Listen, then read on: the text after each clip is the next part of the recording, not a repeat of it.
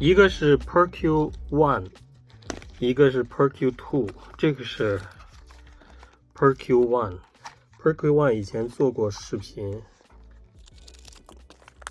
是 PerQ Two。PerQ One、PerQ Two， 然后 PerQ Two 还有这个附件，3个附件我先拿出来吧。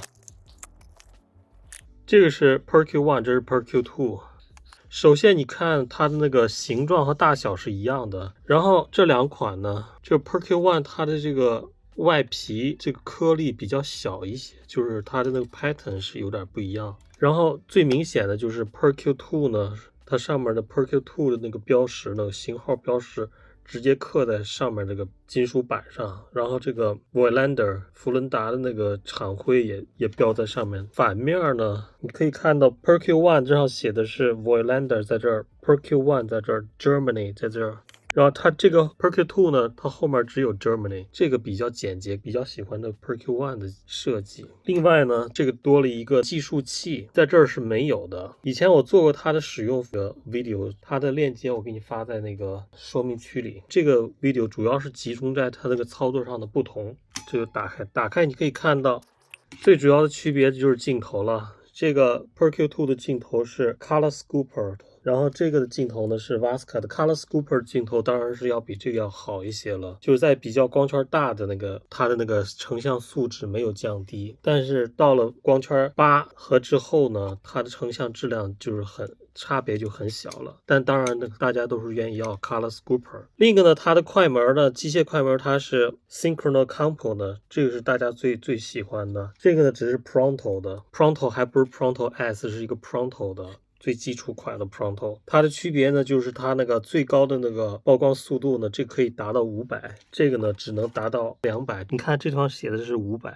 就是1/500啊。它有2个标识，一个是把速度标到这地方，你也可以直接看它，因为它这上面也标了，比较方便。它就有一个黑的箭头，只要是把这个黑箭头标到500，它就是1/500。你也可以看这个标识，我不知道为什么它标2次，我也不知道，它没这个必要好像是。然后这光圈呢是从 3.5 到16，最大光圈是 3.5 的，这个最大光圈 PerQ One 最大光圈是 4.5 的，所以说它就是更大更明亮一些吧，在暗光的时候。另外呢，你就可以看到它这个计数器，一个是箭头标识，这个呢就是一个计数器，没有上计数器的时候，它是一个红白相间的一个标识。这个 Synchronal Compo 它的那个上快门的时候呢，这个是向下压，光圈 5.6， 比如说啊，速度我给你调到，比如说50%。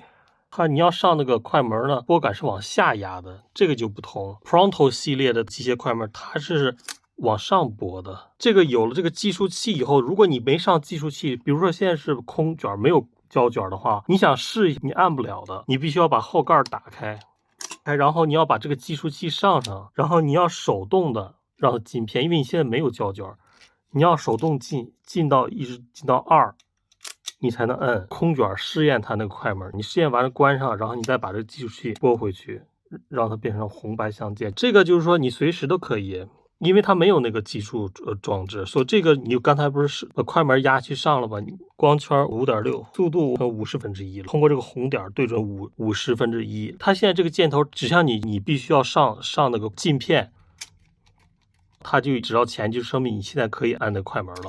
这个就不行，你要手动去上，因为它有一个计数装置，你要设置，这就是其中的一个区别。另一个区别就是所有的 Pronto 的快门它都有一个自拍功能， Synchronal Compo 它就没有自拍功能。但是谁会用这个做自拍呢？ Color Scooper 的镜头和 Synchronal Compo 的那个快门，大多数呢情况下就是在 PerQ 2会出现。PerQ 2还会出现 Pronto S，Color Scooper 和 Synchronal Compo 出现的几率比较大，但是我比较喜欢这种简单的设计，多了机械功能的话容易坏。PerQ 1上你可以找到一个 Color Scooper 和 Synchronal Compo， 那就完美了，但是那个很难碰到了它也不见得就是一个很好的成色，碰到很好的成色并不一定它的价格就合适。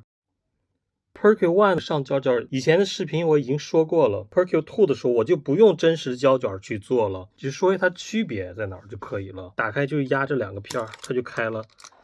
这个装卷的时候应该放到这边，胶卷放到，把那个片拉出来，卡到这边中缝里头，一直卷到那两个那个上下的那个黑箭头出现到这儿的时候，你就停下来，就把它关上。你把这个窗口打开，一直看到它这个变成1为止，你就可以拍照了。那你现在到了 PerQ 2， 你怎么装呢？就你一定要确定这个计数器没射过，就这一定要放在这边，这边一定要是红的和白的，你再打开。胶卷放这边，然后你把它拉出来，然后你把这个舌头插到这个中缝里头，一直卷到那个上下箭头出现了以后，停下来，关上。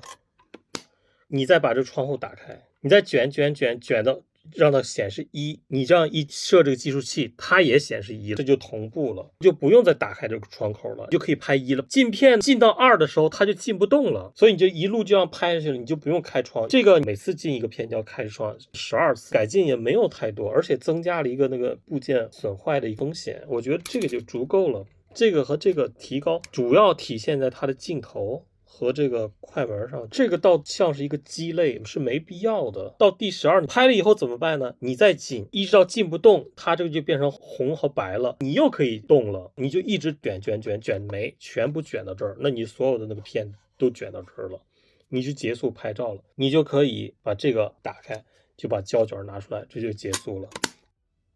测距呢，你可以用它这个原厂的这个 rangefinder， 你装到这儿，你就可以测距了。你通过看这地方，然后有2个成像，然后让它对齐，然后就得到一个距离。这个距离呢是英尺的，然后这个对焦距离刻度也是英尺的，这2个是不能联动的，因为它是冷靴呀，你就可以了，可以拍照了。这一台呢，这是 PerQ 1， 它这个刻度是米，比较适合我们的。翻的这是徕卡，这个比这个精度要高一些的，但是这个很小巧，所以说一般你要用这个的话，就用这个就可以了。下来就是辅件，一个是遮光罩，Snap-on是靠摩擦力的，如果比较松的，你就把这个往里头压一下，它就更紧了。它就是靠摩擦力呢，所以叫 Snap-on。这是遮光罩，我从来都不用遮光罩，对着强光稍微是用手挡一下，它就可以挡住，不用遮光罩。然后这个呢是黄颜色的 filter， 在拍黑白照片的时候才用。你这个用了以后呢，它不是黄颜色，就是反差稍微大一点，你不装也可以。然后本来是那个盒子里装的是一个 UV 镜，就是防灰尘的，但是我把它换成了一个这个叫 Foca。福伦达原厂的镜射镜，它有2个，一个是 Foca 1， 一个是 Foca 2。我这个是 Foca 1，Foca 1是比较常用的，可以拍摄从 0.8 米到 0.44 米之间的那个景物了。